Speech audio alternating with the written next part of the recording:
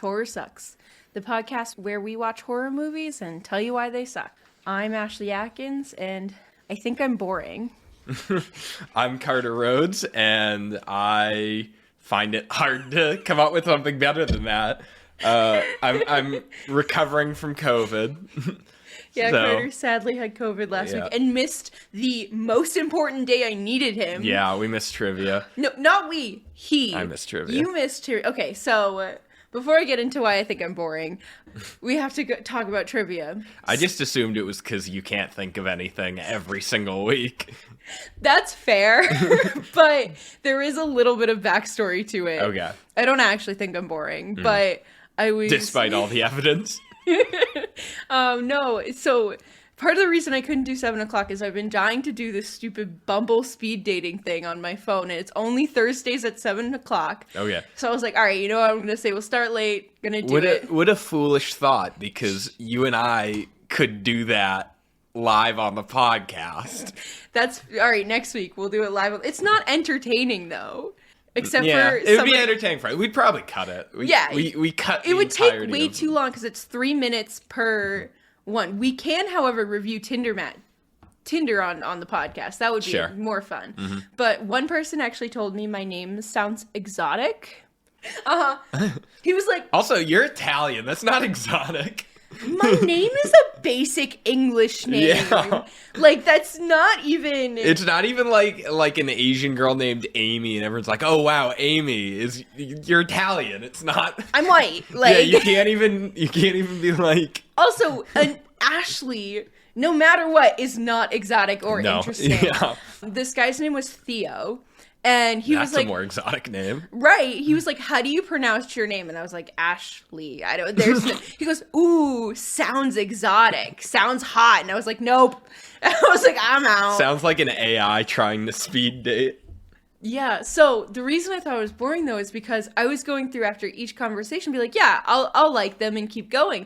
And then I left the game a few times to see if the other people liked me and wanted to keep the conversation going. And none of them were there. And I was like, am I just the worst? Am I the problem? Oh, no, it shows up at the end. Shows up at the end. Yeah. Yes. Yeah. You have to wait an entire hour. That's the point. I did I only experienced the Bumble speed dating once, and I did kind of like that it was online dating for guys is kind of once a week you get a message that you matched with someone, and you're like, ooh. So it was nice to be able to do something for a little bit, but you also have the opportunity to start the conversation. Yes. I did quite like that the time really gave you pressure to actually talk about things instead of the greetings, because when you're talking to someone on a dating app, the first decent amount is, hey, how you doing? That was my fault, is I did start with that. Mm-hmm. Now you gotta get down to brass stacks. You gotta figure out what they like. Well, once I started thinking that I was boring, I was like, all right, gotta up my game. What's your favorite horror movie? I went into it and I was like, it worked actually very well. What's your favorite horror movie is my new start line. But then I was like, there are still no matches here. At this point, it was 7:45, and I was like, I've put 45 minutes into this. I'm going to Carter's. I got up and left. And then I got here and I looked, and it was like, here are all your matches. And I was like, oh. It says, it's very clear. It goes, you won't be showing your matches until the end for this reason, so that you're not stressing about it, so you don't match with one person and then talk to them. Do you think I read the fine print? No, I don't think you did at all. I think you your eyes immediately went to the next button and you hit it without reading a single word. Yeah, that's exactly what happened. I think you went into that knowing only what you can infer from the phrase Bumble speed dating. Yes. Yeah. That being said, though, I talked with one guy about bears for a decent bit, and that I was really disappointed that I couldn't continue the bear conversation. Yeah, that's a bummer. No, he did match. We're gonna continue it after this. Okay, good. Whew. Anyways.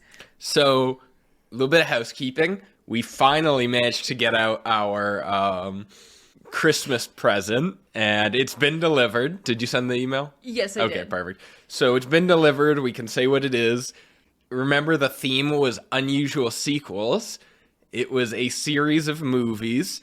I'm just going to name them. See if Yeah, go for it. Alien, Aliens, Yep. Anaconda, Anacondas, Ocean's 11, Ocean's 12, Ocean's 13, The Thing from Another World, which technically is not related, but John Carpenter was heavily inspired by it. What else was it? Oh, Ring and Rings. Oh, yes. We reviewed Rings and The Thing. We haven't received. I know The Thing is your favorite movie, and I've only seen 20 minutes really of it. But fucking good. I know. I just haven't had the time yet. Mm-hmm. I really like how you were like, it's unusual sequels. They're all horror movies except for Oceans. It's a horror podcast. We had some that we thought about doing, but I wasn't going to send grumpy old men and grumpiest old men. I know, but it's just, they're all horror except for Oceans 11 through 13. That's fair. Yeah. Like, those definitely do stand out now that I think about it. If they were all horror movies, I'd be like, yeah, that's great. But it's a little strange, but also, like, not bad. Yep. So, anyways, this week, this is going to be our first time mentioning the name of it, approximately 6.5 minutes in. We are reviewing The Offering, which is a lesser-known 2022 film that kind of slipped through the cracks, considering just how much came out. So, that was about when Nope was coming out. It was just getting into the Halloween swing. It got swept under the rug. Which is unfortunate. It was good, but frankly, it wasn't good enough to have deserved to have gotten recognition, and it also wasn't bad enough to have deserved to be made fun of. So, yeah, it maybe deserved to be forgotten. I think they should have waited to release it during, like, March. Yeah, if they were just neck and neck with Megan, maybe that would have been something, but... I think if there was no other horror... Oh, March Scream comes out. Never mind. But it's like... I know. So but, like, if there was, that. like, another movie, like, not another horror movie coming out, it would have done pretty well. Or fine. Mm-hmm. Yes, so part of what makes this movie interesting is that it... How do I describe this? It's rooted in Jewish faith? Yeah. Or Jewish folklore. It's rooted in Jewish folklore, starring Jewish characters. Yeah. I want to say a Jewish horror movie, but it essentially is. Directed by a non-Jewish man who wanted to get into Jewish horror. A direct quote from him. And naturally, Ashley and I, what is it?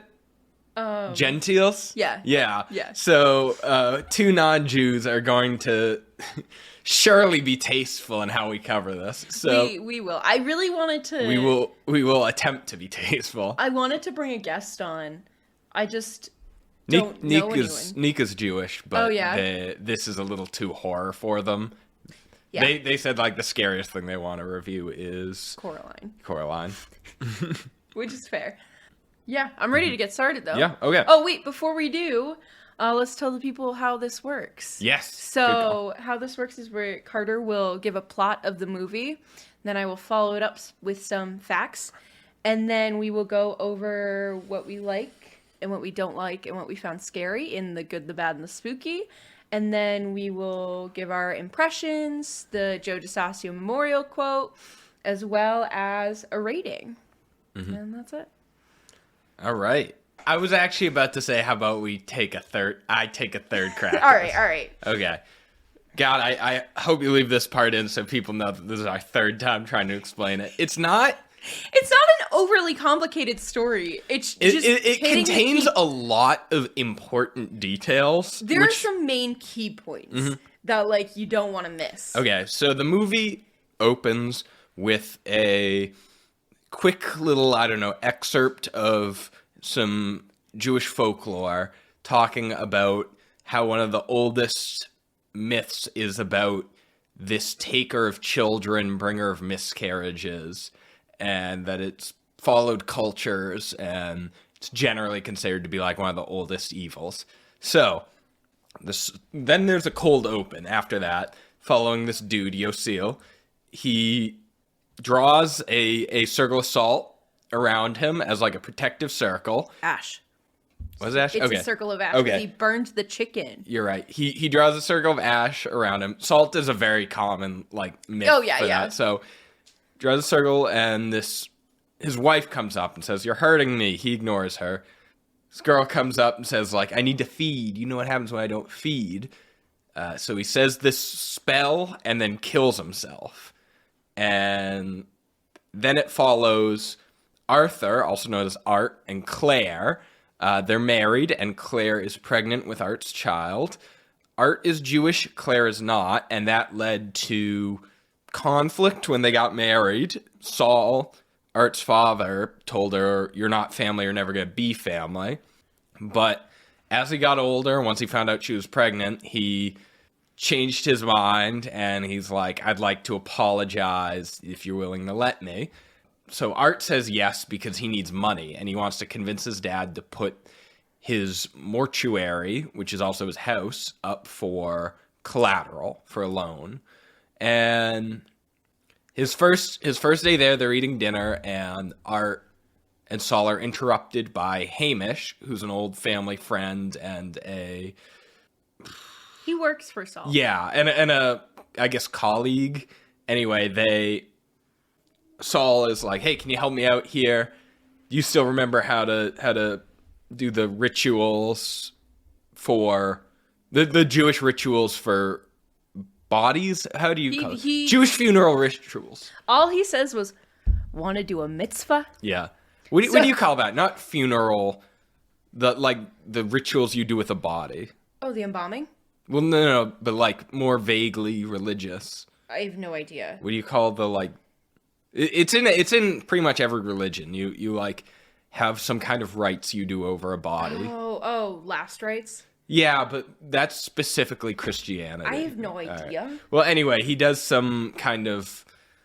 That's what he does. Is he essentially prepares the bodies in keeping with the Jewish faith, and power goes out. So Saul and Hamish go and leave Art. And while Art's preparing the body, he's kind of like surprised and drops and shatters the amulet. Think I forgot to mention, the body is Yoseel's from the cold open. So he drops and shatters the amulet, and embarrassed, or I don't know what, he just kind of kicks it out of sight. This implies that some kind of thing is now loose. Like weird things start happening to them. Doors are shutting. They hear and see things, and they sleepwalk. Kind of a lot of stuff happens that isn't worth mentioning. Art, at one point, dreams that he's carving a seal into the hardwood floor when he wakes up in bed, and he's like, okay, well, obviously that didn't happen. Eventually, Saul finds out that Art wants money, and they get into a big fight. And while Saul is in the basement, he contacts he sees the dagger that Yoseel used to kill himself and recognizes it as something you would use in a ritual. So he contacts a kind of Jewish folklore character who knows about this stuff. And the guy tells him, "Don't worry about it. Unless there's an amulet, it's just a knife. It's not a big deal. And besides, the thing is still anchored to the body. So long as the body isn't burned, it's still there. There's only so much damage it can do." So he goes, "Okay, sounds good." He can't see the amulet because Art kicked it down a drain. And then the creature kills him. So apparently there is an amount of damage it can do. But whatever. So Art and Claire eventually are like, okay, we're both seeing things. This place is haunted or something. We gotta leave. And so Art goes, okay, just before we go, though, I want to see what Yoseel was reading about. And he watches this tape where Yoseel talks about how he tried to summon an angel and ended up summoning this creature he calls an Abzu, which is this demonic kind of monster, which devours children and causes miscarriages. And well, it eats children. I'm laughing because you've already mentioned it. Yeah, this is the third fucking time. No, but you mentioned it at the start of this story. Yeah. Well, anyway, eventually he reveals that what he did when he killed himself was essentially binding it into his body. The thing is a shapeshifter. And while Art is watching this video, because it's like literally a VHS, it follows Claire back at the house. And someone rings the doorbell and she opens it to find Yosiel's wife, who I'm not sure if I mentioned it, but throughout the movie, they referenced the fact that she had died. And part of why Yosiel was trying to contact this angel was so he could bring her back. So the audience, not Claire, but the audience knows that already that this is a shapeshifter. And she more or less lures Claire down to the basement where she tricks her into destroying the body. And now the Abzu is more or less free. And it needs to get a pregnant woman or a child onto the seal. To feed. Yes. So Art comes back and the thing is like disappeared Claire or whatever. It's hard to explain. I'm not going to get into it. So he contacts Hamish, and Hamish contacts the guy that Saul called in the beginning to talk about the creature, and they help him out. They tell him what he needs to do. They say, look, you got to stay in the protective circle. You got to wear the amulet, and then you say this, and then you kill yourself. When you're in the circle, it can't hurt you. So, or it can't really mess with your mind as much. So it kills the guy who I didn't even feel the need to mention his name, and it kills, or it picks Hamish up and it throws him into the other room. And so, what's his name? Art is about to kill himself when he hears Claire, and then there's this whole thing where he's like just crawling on the ground, and he's trying to get to her because and Claire's like getting sucked out a window or something. Yeah, it was a little weird. Hamish appears and he's like, "Look, you gotta stab yourself. You gotta do it now." And so he does, and he kills himself. And he looks down, and he's not wearing the amulet. It came off, and Hamish said, "You should have stayed in the protective circle, like I said." And the door like moves and you see Hamish's corpse. So this was the Abzu. And so he kills himself for nothing.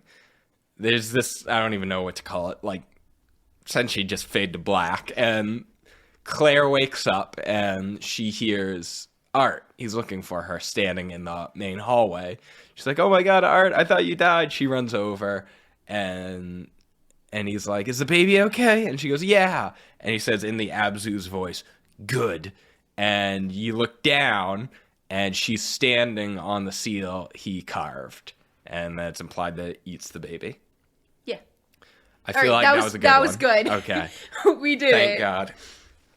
In case I already cut it out, that took us 3 tries to get to. So now I'm going to go over... A combination of, like, being unfamiliar with the movie, leaving out important details, everything. Yeah. God, I hate doing the plot. That's not true. I hate doing the plot on movies that don't get plot summaries on Wikipedia. That you can't refresh yourself. Yeah. The thing is, I watched it like 1.5 times. I started watching it a second time, and then I was like, nah, I'm good. Yeah. But, all right, let's get to the facts, which there are few. This movie was directed by Oliver Park, who is known for some horror shorts called Vicious and Still. I've not seen either. Nope. The movie is starring Nick Blood as Art. He's a role in Agents of S.H.I.E.L.D. and Trolleyed. Never heard of that one. Emily Wiseman as Claire. She's from the movie Winchester. Then we have Alan Cordunner as Saul. He's from the movie Yentl. He also is the speaker for the audiobook The Book Thief. Oh. Yeah. I can totally hear that now that I think about it. Yeah. That's exactly how I felt. And then we have Paul Kaye as Hamish, and he has a 10-episode arc in Game of Thrones. He's also in a ton of stuff. They're all just like... Who does he play in Game of Thrones? Oh gosh, you're gonna ask me to remember that. It was like some weird name. Thoros of Myr. I'm gonna see myself out. I actually don't really remember what he did. I think he was the Red Priest, or one of the Red Priests that was able to bring back Beric Dondarrion in the books. I don't know what he was doing in the TV show. Anyway. Okay. Anyways, he's also done a ton of stuff just in the UK. Same with the other actors. Pretty solid American accents all around. Yeah. Nobody struck me as like... I wasn't surprised. Yeah. So then here are 2 facts, which are bits of stretches.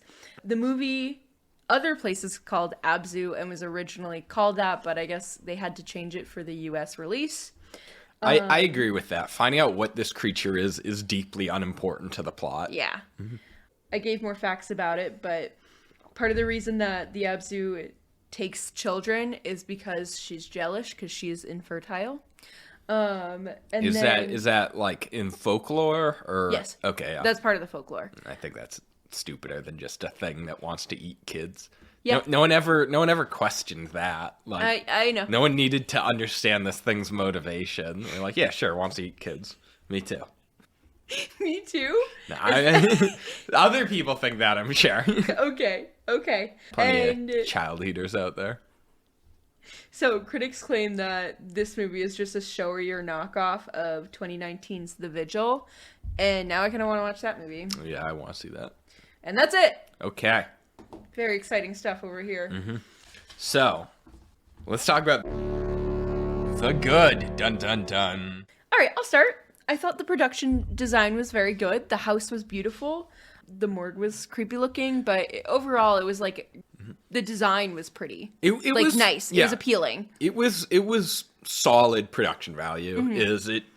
I got the sense from reading about it, the fact that it wasn't very well publicized, to the fact that it didn't really have any A-list actors, that it was a little bit indie. That may or may not be true, but I certainly got the sense that it wasn't a high-budget film. I think it wasn't high budget because it didn't need to be. Right. But it, Yeah. It but for like looked great. Yeah, it did look great. I thought the camera work was good. Like, honestly, what was really rough did not have to do with the production. Mm-hmm. So I thought the acting was outstanding. Really? Especially, yeah. Who was your highlights for acting? When Art found out that his dad died, he really did capture a lot of emotions. Is because he and his dad didn't get along great, but like he had resolved to apologize to him and make things right, and he captured a lot of sadness in finding out his dad died, and in showing it too. Is a lot of times, like, for example, I'm thinking specifically of Freddie Mercury, or not Freddie Mercury, Rami Malek in Bohemian Rhapsody. Do you remember when he found out he had AIDS? Remember how he showed kind of how devastating it was by not showing much? Yeah. Is he just kind of slowly lowered his head? Mm-hmm. It's because it's very hard for guys, for male actors to show emotion that doesn't make it seem like, guys are more emotionally guarded. I think that's fair to say. I think that's fair to say. And so their male actors are then in a bind where to show emotion, if it's not really good, it looks fake because it already doesn't look sincere. He did that. It's an outstanding job of what he did there. All right. I think that's a fair moment to highlight. I really enjoyed the father, and I thought he was a really good actor and did a great job of just kind of showing a lot with a very little time on screen. One of the things I liked about him especially was that we see a lot of strained relationships where the characters are like cold to each other, but he was over the top trying to apologize. He was making up for last time. But it really captured how strained it was, just in a different way. Yeah. It was uncomfortable how much he was trying to make up for it. Yeah. And so, like, you were on the surface being welcomed, but deep down you could still feel... You felt it wasn't right. Yeah. You felt that it was uncomfortable. If he simply acted normally, you would have been able to forget that he was a dick, but the fact that he was acting over the top nice meant that continued, and I quite liked that. I liked that too. Also, on this note, I loved Hamish's accent. He had a very strong New York accent. Like, oh yeah, that's right. They're like, where do Jews live? Oh yeah, that's right, New York City, specifically Brooklyn. Yeah, what's his name? David Park. Turns off Seinfeld, and he's like, I've got an idea for a movie. Oliver Park. Oliver Park. Yeah. But no, I just thought, because the other accents, the father, his was more of like a Jewish accent versus, and Art's was like a little New York, but kind of not, like you could tell that he maybe hasn't lived in the city in a while. But like Hamish was like very like thick New York, Brooklyn accent. Well, to be fair, I did just make fun of them for being like, oh yeah, where did Jews live? New York. But look at this population distribution of American Jewish people. Yeah. It is New York. Actually, yeah, New York is statistically a fair. So it's like writing an American character and saying they're from California. Yeah. Is like, well, yeah, that's fair. Yeah.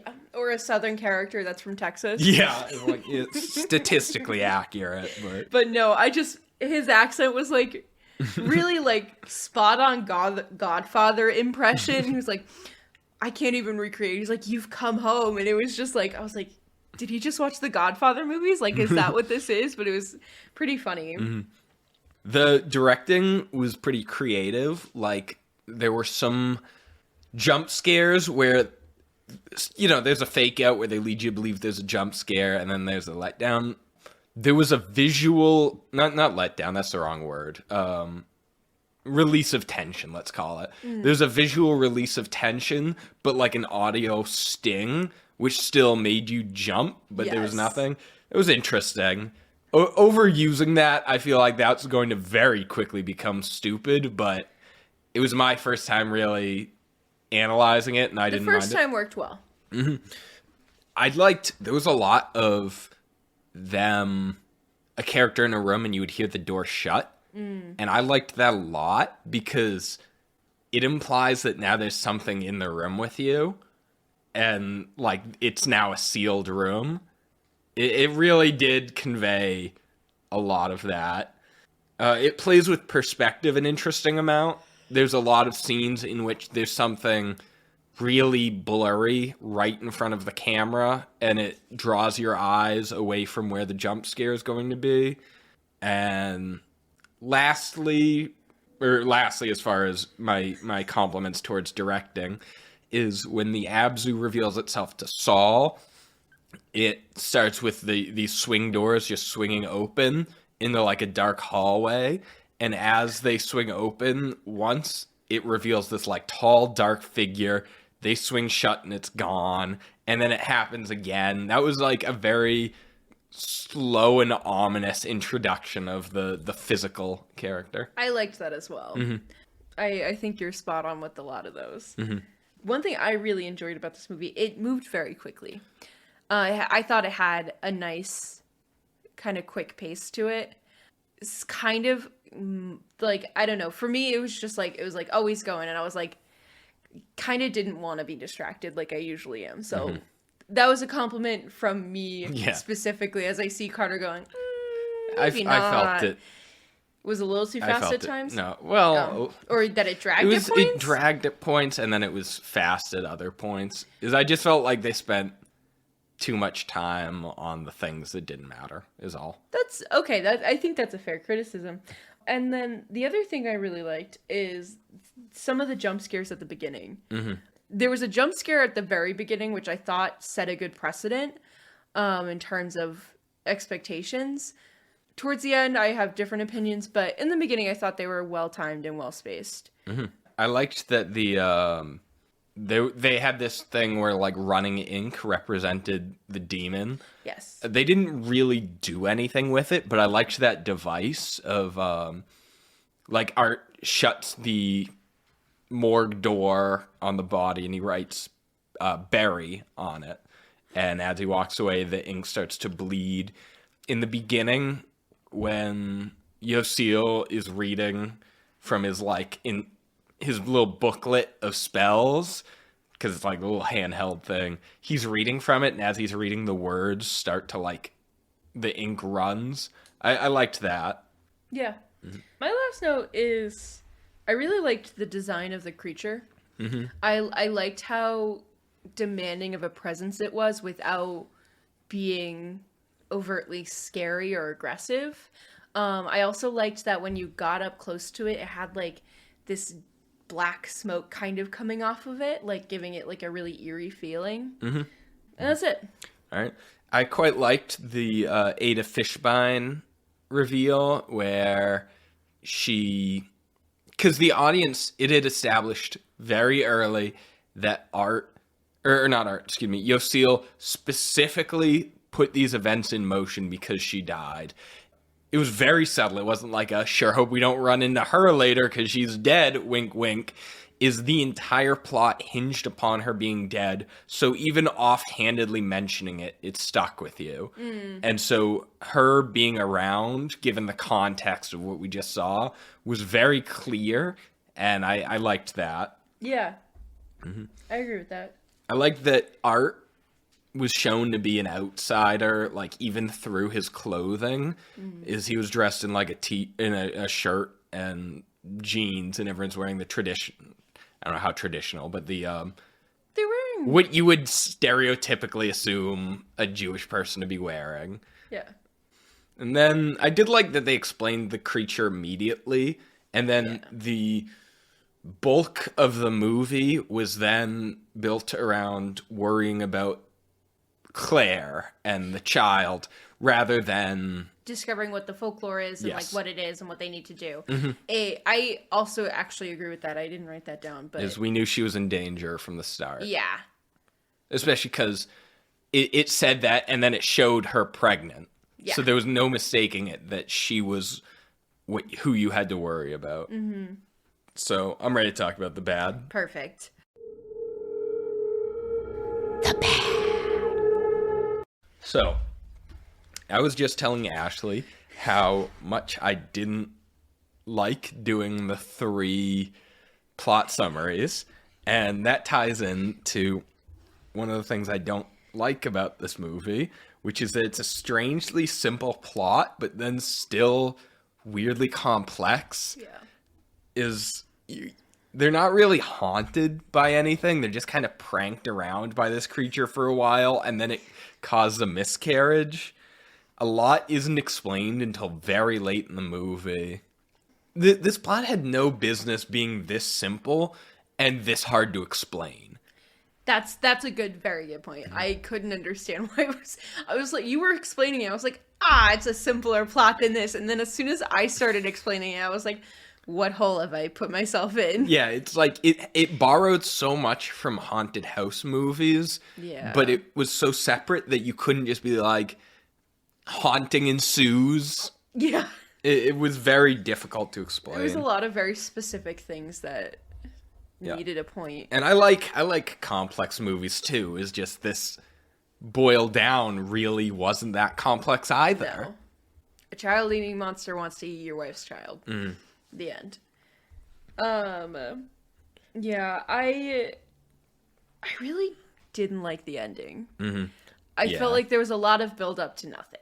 Yeah. I liked it on paper, but I thought it was executed poorly. Yeah.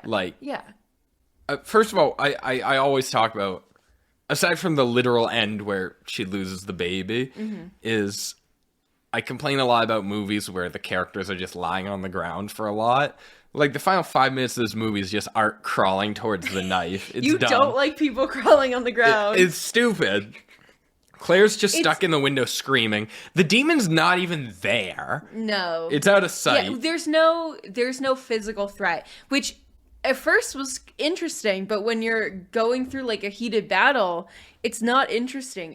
This movie kind of does the thing where it like climbs, and I thought it did a really good job of climbing, but then it just plateaus hard and for a while. It promised a lot and didn't build up to it. Yeah. Also, the idea of the seal being a very literal thing she needs to stand on is dumb. It's stupid. Yeah, yeah, it kind of was.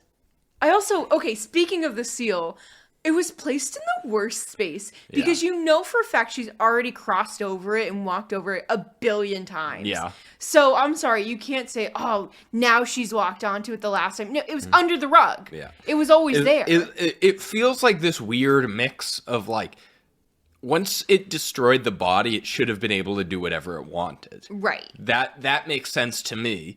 Then the then it fact just that kept it being- needs to lure her onto the sigil, which, by the way, the creature already had the power to do that because it clearly lured her around with Ada Fishbein. Right.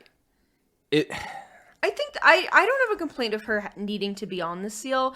It's just the fact that she walked over it multiple times, and then the last time was like, "Oh, you made it." And it's like she's walked over this seal multiple times. Like, you can't tell me now this time because you're here in a somewhat physical manifestation is the way to be. No. Well, it also ties back into like this creature didn't have a great understanding of what it could and couldn't do. That's fair. Is they would be like, oh yeah, it's okay just so long as you don't destroy the body, and then it can still kill people. It's like, oh, Yeah. it can only, mess with your head. No, it fucking killed Saul. And so now it's free, now it's powerful. Oh, it could give her a miscarriage now, right? No, now it needs for her to stand on this. Seal. Yeah. Right. Also, like, when she showed up as Ada, like, Ada put her hand on Claire's stomach, and she, like, was clearly having problems, and it was like, all right, just do it now. Like, you're here, like, just do it. Yeah. It was kind of stupid at points, I think. I'm iffy on the fact that they explain the creature immediately. I think my issue is that the explanation plus the cold open kind of meant that now we had started seeing the movie from the point of view of, like, the characters were introduced almost as outsiders to us. We didn't start with the characters.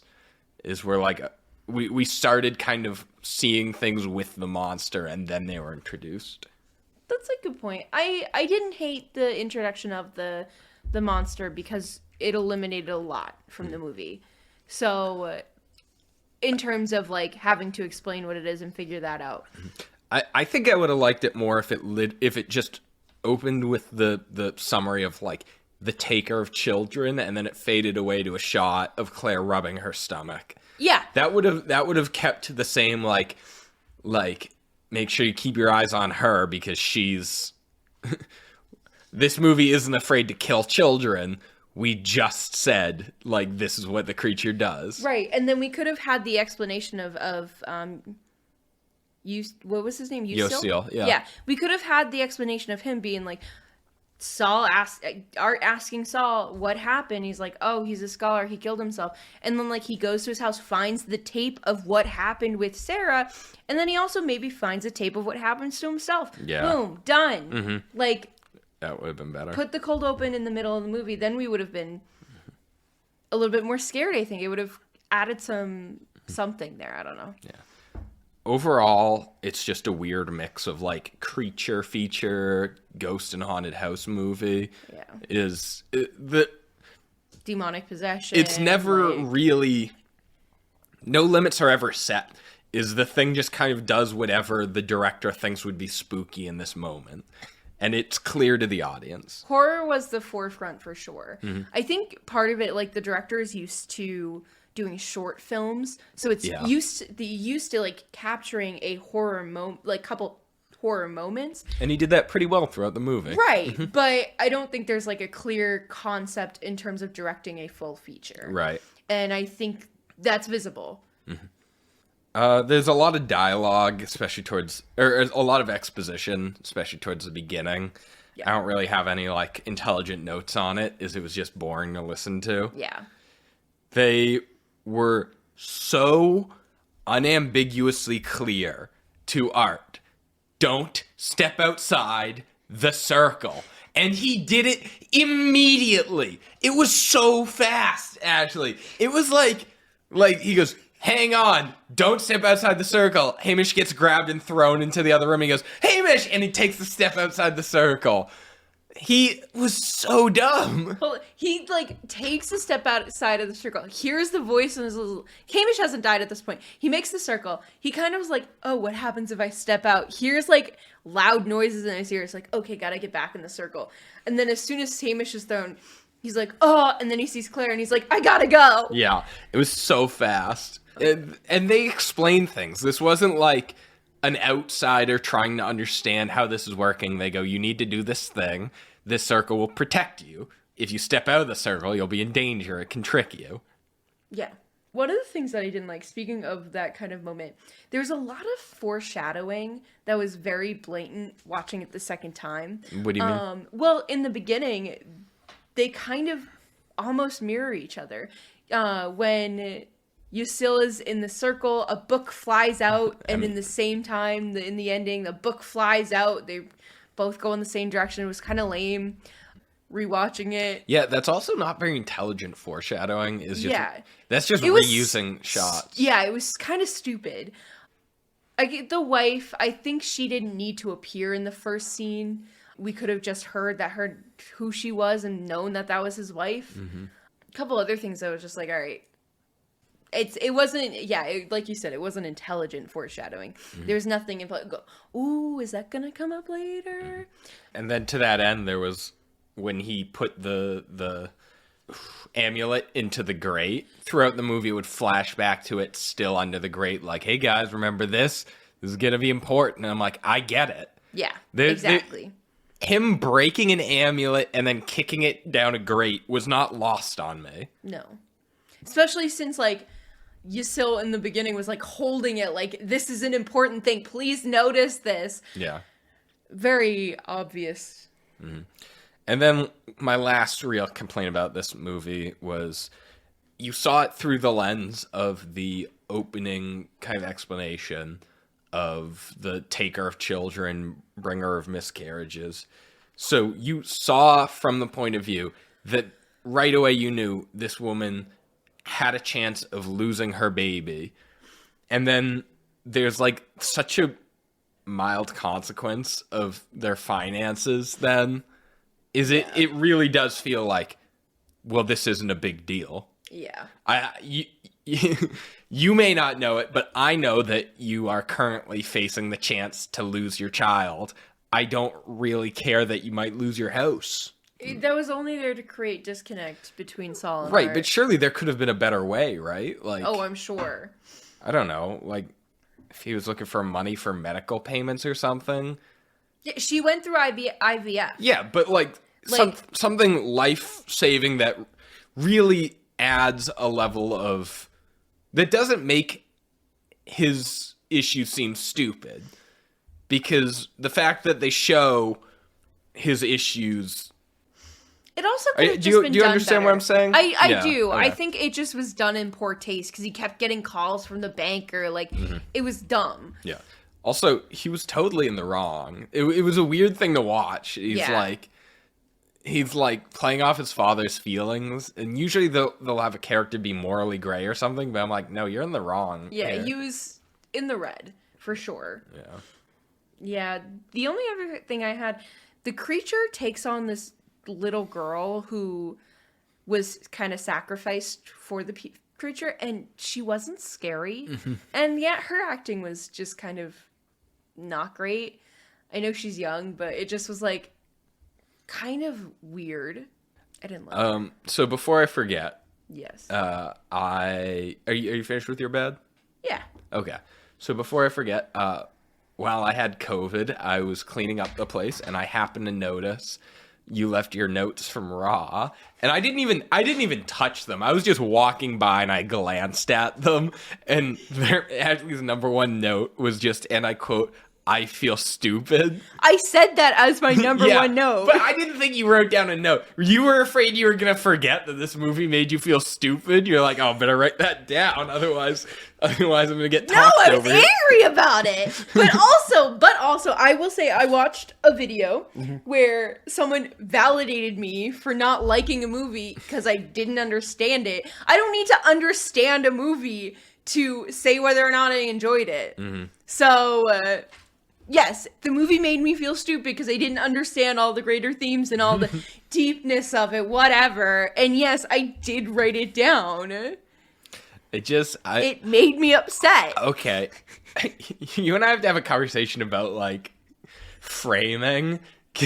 There's a way to frame that argument as, like, this movie is needlessly pretentious, but you're like, it made me feel stupid. You don't need to put that on yourself there. Anyway, let's talk about the spooky or whatever. Not only that, I put it on here actually twice. You were that worried you'd forget about it, huh? This says bad. I feel stupid with notes. Impression. I was bored. It felt stupid after. Man, thank God you said that. Otherwise, who knows? Who knows where that discussion could have gone if you hadn't told us that you felt stupid watching it. All right, let's go on to the spooky. Yes. And end this scuffed episode once and for all. No. This was the worst movie to have this happen to us. Is like, because I don't know about you, but I didn't hate it and I didn't love it. So I enjoyed I it. have to fight to have an opinion on this movie. That's kind of it. I enjoyed it, but I don't really think much about it. Yeah. The spooky. So Spooky. What'd you find spooky? the first thing I found spooky was the way Ada Fishbein, when they're in the elevator, you mentioned it, she was rubbing her pregnant belly, and she was very, like, hungry about it. It was interesting. You know what? Now that you say that, I see it. She was definitely super creepy the way she, like, started touching her belly, especially since she didn't ask. And I was like, what the I've heard that's a big problem Yeah. pregnant women face, is people Yeah. being like, oh, let me just touch your stomach real quick. Yeah, no. You don't do that. Yeah. The second thing, arguably more spooky, was the rigor mortis scream. Yeah. The dude just, like, Yosil was lying on the cot, and he, like, screamed as a jump scare. But the fact that the dad acted nonchalant was, I thought, really clever, because I don't think, like, rigor mortis makes you do weird stuff. Like, it can make a body move. It can give you an erection. There's all kinds of weird stuff that happens with rigor mortis, but I don't think it can make you, like, scream like that. Like, I'm sure you could. That was the demon. Yeah, I'm sure you can make noise. But the fact that the dad acted so nonchalant about it meant that we, like Art, were forced to accept that this is normal. Yeah. It didn't feel like a warning sign.